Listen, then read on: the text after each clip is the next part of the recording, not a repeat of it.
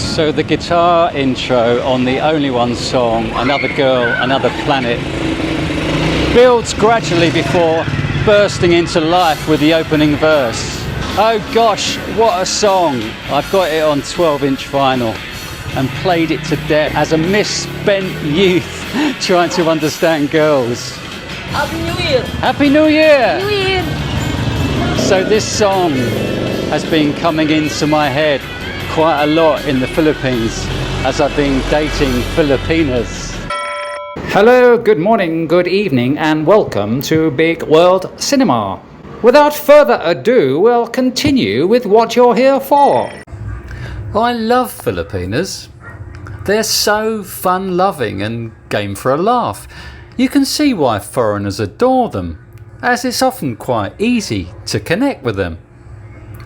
I'm often flabbergasted at how trusting Filipinas are, arranging to meet a stranger, a foreigner, in their town or city. I mean, a lot of them do say they're quite sceptical at meeting up with foreigners and will definitely not come and meet you for a first date at your hotel or condo, but others will do just that. You start chatting with a Filipina online one day, you arrange to meet, and suddenly she's catapulted into your world, having not known of your existence the previous day, and here she is before you, where things can develop pretty quickly. When you do meet them, it's amazing how quick they are to relax in your company. Within a short space of time they're touchy-feely and sitting on your lap. And I'm thinking, I'm an old man. How come this young Filipina's so quick at getting cosy and feeling comfortable with me? How, as an old man of my age, I find myself in this situation. I have to pinch myself when a hot young Filipina of 22 years of age actually shows interest in me, or even an average looking 22-year-old. Look, I'd been invisible in my own country since I turned 50. No woman would give me the time of day, especially not the women who I wanted to pay me any attention. But in the Philippines, anything's possible. How if you ask an attractive younger lady out on a date, the chances are she would say yes. You probably thought you were over the hill and your dating days were over, but it's amazing the potential you have to date again. It's like you've been gifted with a new lease of life. Missy. Mickey! Mickey, you're so fine, right? Yeah? And what next? You're so fine you blow my mind. Mickey, you're so fine, you block on my mind. You're so fine you blow my mind. Missy, you're so Mickey! fine. Guys! Mickey, you're so fine. What next? You're so fine you blow my mind. You're so fine, you block my mind. Oh, Mickey, you're so fine. You're so fine, you block my mind.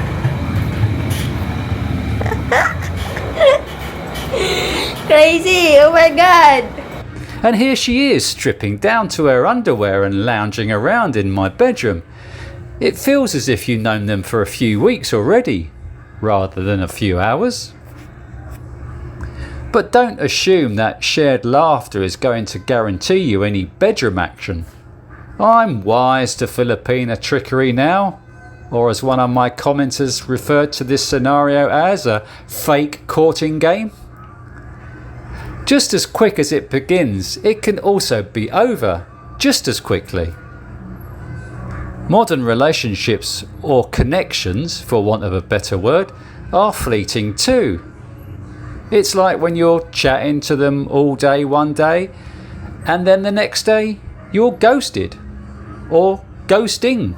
Don't get me wrong, it takes two to tango. Or ghost. Over the 5 years I've spent in the Philippines, I've had a number of crazy situations where I don't know what's going on with a Filipina, or what's gonna go on. But I just go along for the ride anyway, like I did when I went to visit the Mindanao girl 2 years ago, knowing full well she had a boyfriend.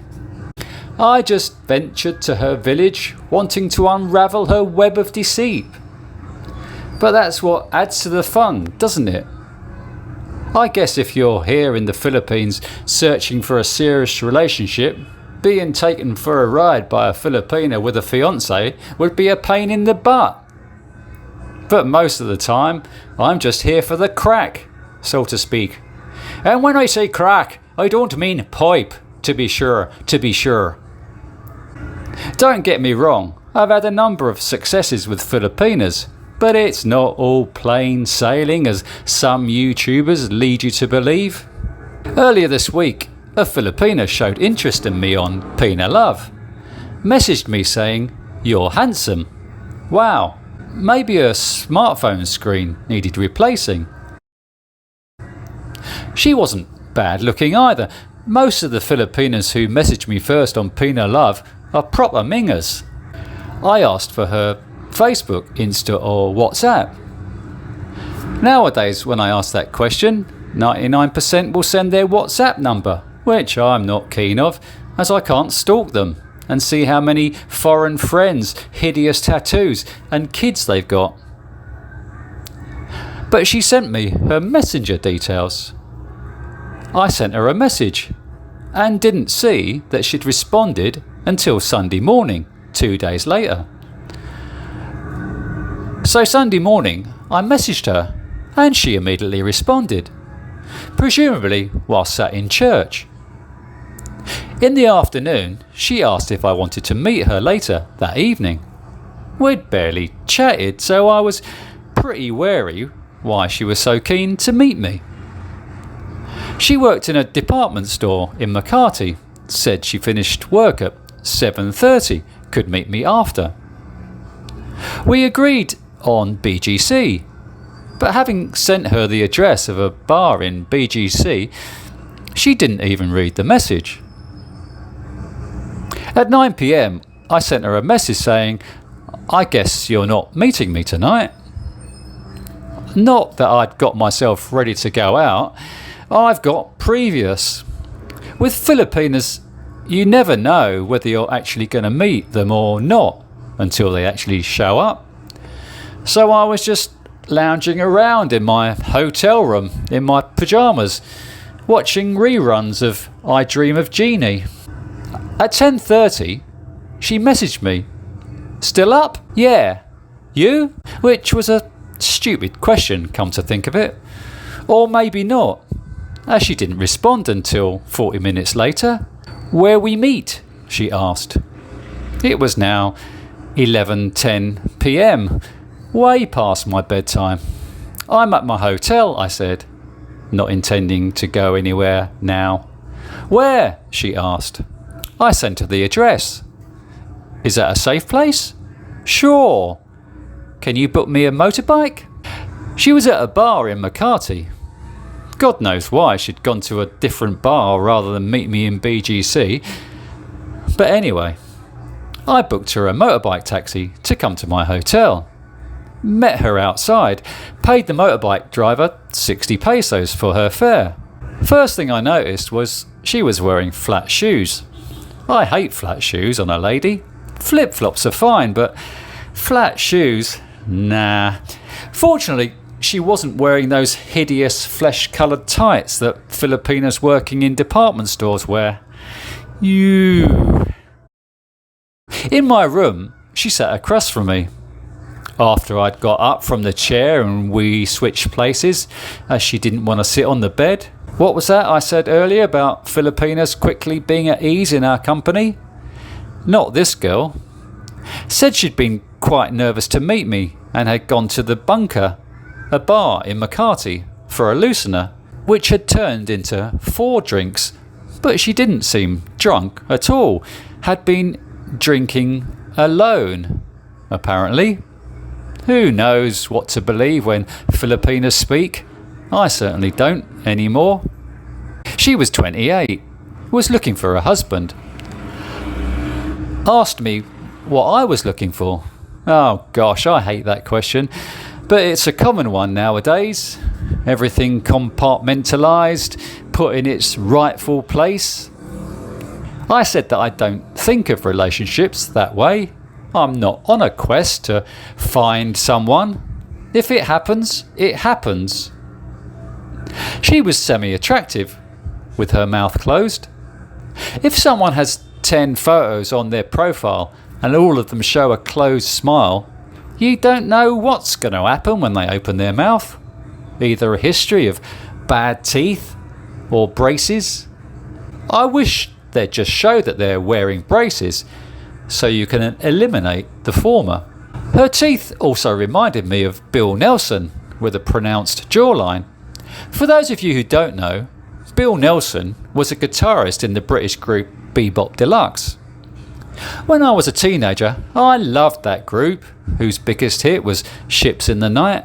So now I not only had the only ones playing on repeat in my brain, but as I was looking at this girl sat across from me, Bebop Deluxe songs kept popping into my head. Which maybe she'd noticed, as she asked me if I needed to sleep now. Sleeping with Bill Nelson had never crossed my mind, not as a spotty youth almost 50 years ago, nor as a bald man now. What Filipinas are mostly after is happy endings, and not one that lasts 5 seconds. Someone who'll stay the course. Sure, there are some Filipinas who just want to experience getting jiggy with a foreigner, more of which I'll be discussing on a later video. But this Filipina had done the math, realised I wasn't the full peso, or maybe it had sunk in when I'd and ahed and gone off on a long soliloquy for 20 minutes about what I was actually looking for in a Filipina, which wasn't her. "I'm gonna go," said Bill. I hadn't even managed to take her out for dinner. Bill got up, took a couple of small chocolate bars from her bag, handed them to me. Also said she'd give me the 60 pesos for her motorbike taxi fare. No, you don't need to do that. You've come all this way to see me," I said. "You can't pay for your fare here." I know how to treat a lady. And with a quick goodbye, Bill departed, parting like ships in the night. After closing my door, I started laughing. What was that all about? I thought, chuckling to myself. Whilst you've been courting a lady, dear viewers, if there's a group or song that she's reminded you of, I'd be delighted to hear about it in the comment section below. Thank you. In July this year, I matched with Shane, 25, on OKCupid and started chatting with her. She lived in Davao, but I was actually in Japan at that time. Now in November, I was back in Davao, so arranged to meet up with Shane. She'd graduated as a nurse, but was currently selling vegetables in the street, as she didn't have a nursing job. It was 7 AM, said she'd have breakfast, then come over to swim at my hotel. Now most of you are probably aware of Filipina time. 2 hours later, I messaged Shane asking if she was still alive. Then just before 11, just when I thought I'd been stood up, Shane messaged saying she'd just got load for her phone and was on her way. She arrived just before noon. She was an attractive girl with a decent rack. Shane sat on my bed, had never met a foreigner before and hadn't had a boyfriend for 4 years. I asked her what she wanted to do that day. As I've said, with Filipinas, it's never clear what's going on. Said she needed to go back and sell vegetables as her rent was due today. I hadn't eaten, so we walked to a nearby carinderia to eat. As we were eating, Shane said her landlady was calling her for the rent money. Said she'd come over and cook for me later in the week when I moved to a condo. I handed Shane 100 pesos for a taxi fare, which she was reluctant to take. The following morning I messaged her, but she didn't respond until a day later.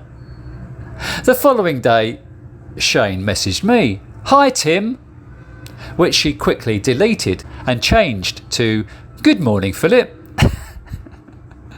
I respond with, "Tim, huh?"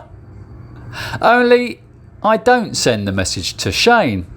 I've also been chatting with Leah, so inadvertently send Leah the message, "Tim, huh?"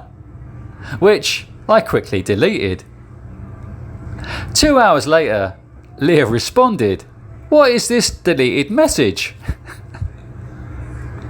I never bothered responding to Shane.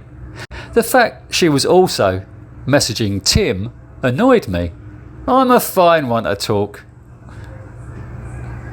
Leah was a weird one. Said she didn't like public places, but messaged me one night from a nightclub near my hotel. "I thought you didn't like public places," I said. "This is different," said Leah. Transpired that Leah had issues with a foreigner and Filipina going out and being seen together. She'd never dated a foreigner before. After almost a week of regularly texting each other, Leah came over to my condo.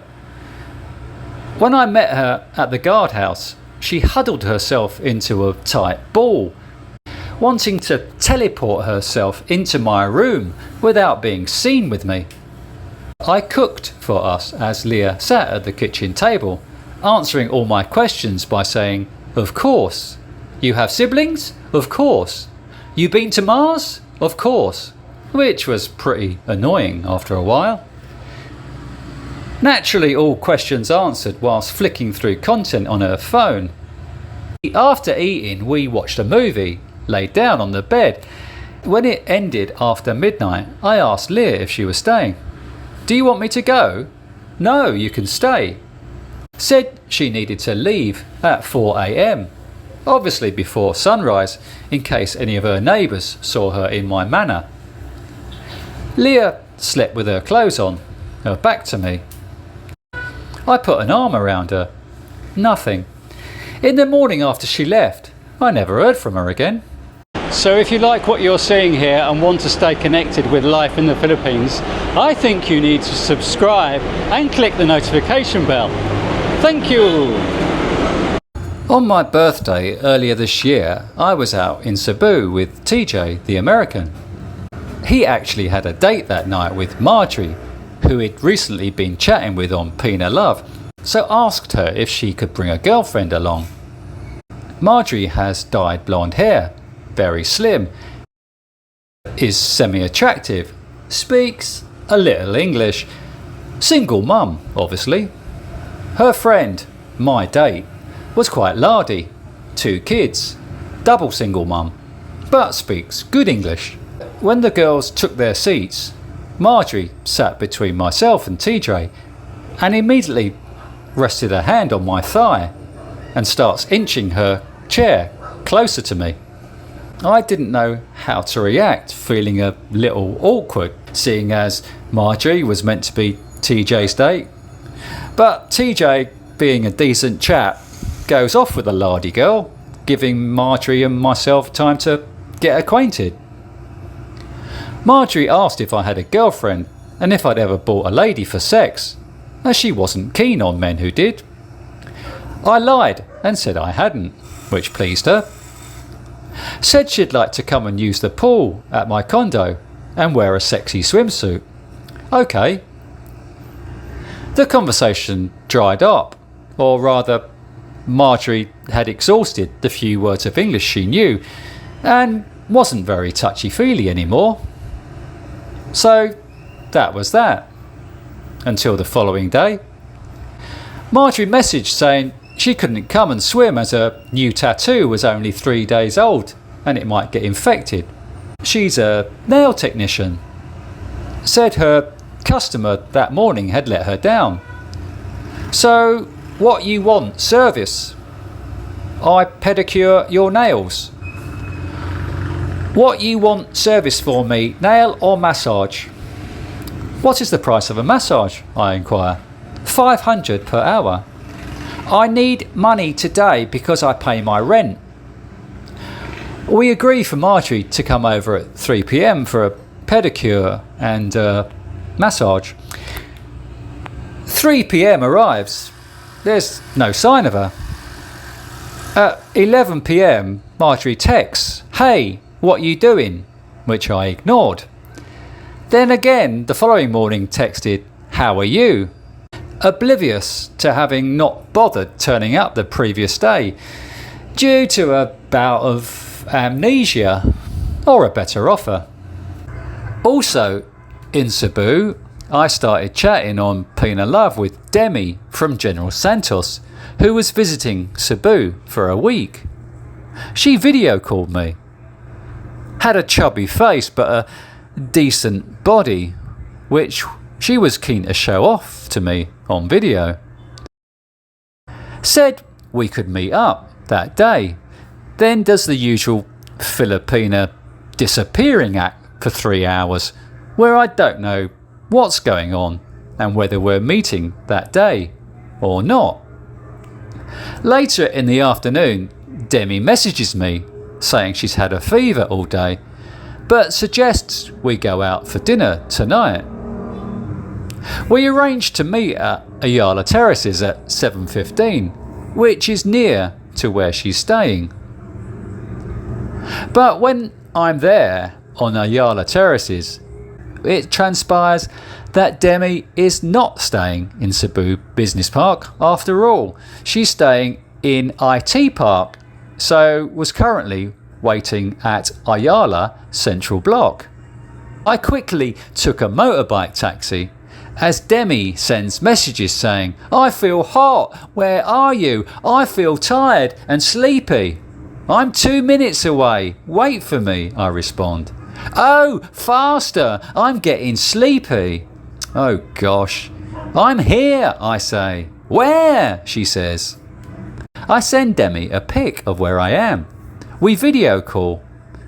"I saw you already," she says on the video call. I can't see her. I'm walking around not knowing exactly where Demi's waiting. Does she walk over to meet me? No.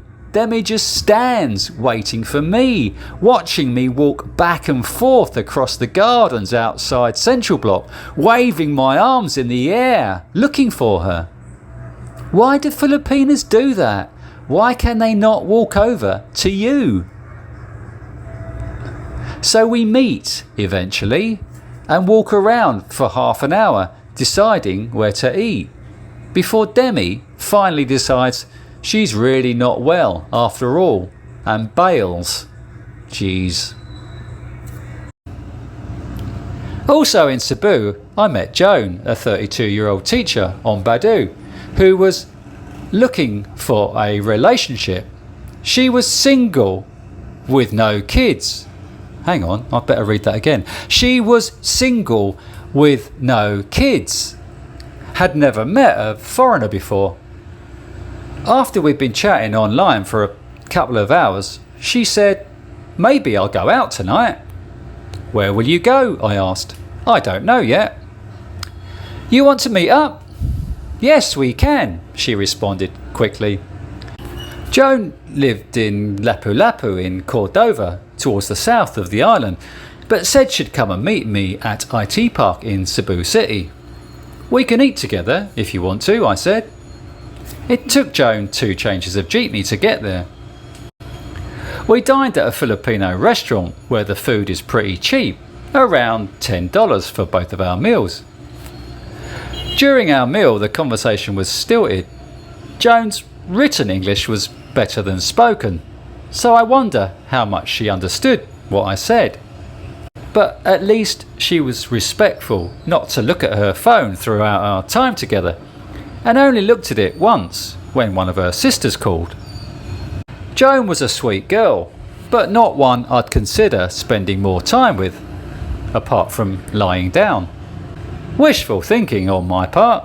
At 10:15, when I suggested she came back for a Netflix and chill, Joan looked at me as if I'd just said, "Can I come on your face now in public?"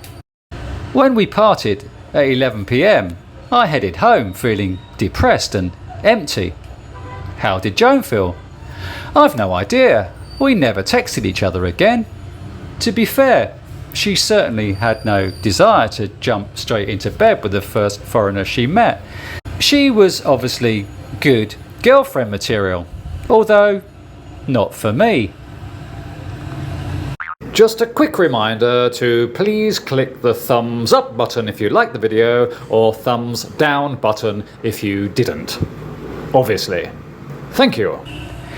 Counting my dates over the years on the fingers and toes of an entire American football team, it just feels pretty disheartening, frustrating, and like a lot of wasted time when things don't go according to plan. I remember one blind date I went on last century when I responded to an advert in a magazine and turned up to meet a girl at a London bar who referred to herself as an Asian babe. I've always been attracted by Asian women, but this woman was as close to being an Asian babe as I was. When I confronted her, she said the description of her was a joke. At least we shared a sense of humour, but I've never legged it from a date as fast as I ran away that night. You never say what's on your mind, yeah. I'm going crazy all over you. Just for a second, can you try? Every time you've been calling saying this is what I want, then you ghost for a week and leave me hanging all alone. Push me back, pull me in, and the other way around. Pull me in, push me back. What do you want from me? What do you want from me? Yeah, yeah, yeah. Can someone set me free? What do you want? What do you want? Ooh, ooh, ooh, la, la, la, la. Ooh, ooh, ooh, la, la, la, la. Ooh, ooh, la, la, la, la. Ooh, ooh, ooh. I think I can see clear now. Maybe you're scared of getting hurt, but if you sit down and allow me to get close, we might work. Every time you've been calling saying this is what I want, then you ghost for a week and leave me hanging all alone. Push me back, pull me in, and the other way around. Pull me in, push me back. What do you want from me? What do you want from me? Yeah, yeah, yeah. Can someone set me free? What do you want? What do you want? Ooh, ooh, ooh, la, la, la, la. Ooh, ooh, ooh, la, la, la, la. Ooh, ooh, la, la, la, la. Ooh, ooh, ooh. What do you want from me? What do you want from me? Yeah, yeah, yeah. Can someone set me free? What do you want? What do you want? You've been watching Uncle, the man from Bigg World Cinema. Please like, subscribe and share with your friends.